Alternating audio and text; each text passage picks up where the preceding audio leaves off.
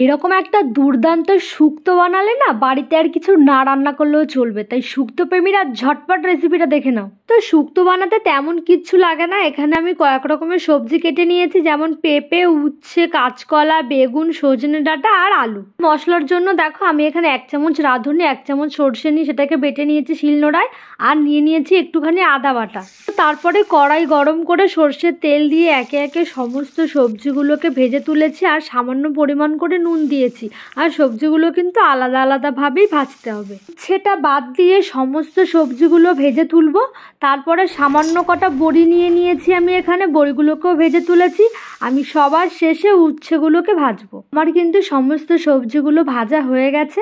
এবার আমি ওই কড়াইতে আরেকটু তেল দিয়ে তেজপাতা, শুকনো লঙ্কা আর একটু রাঁধুনি ফোড়ন দিয়ে সমস্ত ভেজে রাখা সবজিগুলোকে একে একে ঢেলে দেবো, শুধুমাত্র বেগুনটা আর বড়িটা বাদ দিয়ে দেবো পরিমাণ মতো কাঁচা লঙ্কা। যে যেরকম ঝাল পছন্দ করে সেরকমই ঝাল দেবে।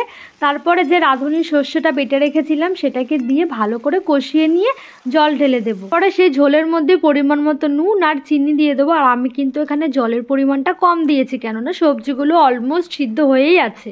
ঝোলটা ফুটে এলে ভেজে রাখা বড়ি আর বেগুনগুলোকে দিয়ে একটু ভালো করে নাড়িয়ে চাড়িয়ে তার মধ্যে 2 থেকে 3 হাতা দুধ দিয়েছি, দিয়ে ভালো করে ফুটিয়ে নিয়েছি। আমার শুক্তো কিন্তু হয়ে গেছে। তো আমি এবার নামানোর আগে একটু আদা বাটা আর একটু ঘি দিয়েই একদম নামিয়ে ফেলবো শুক্তোটা।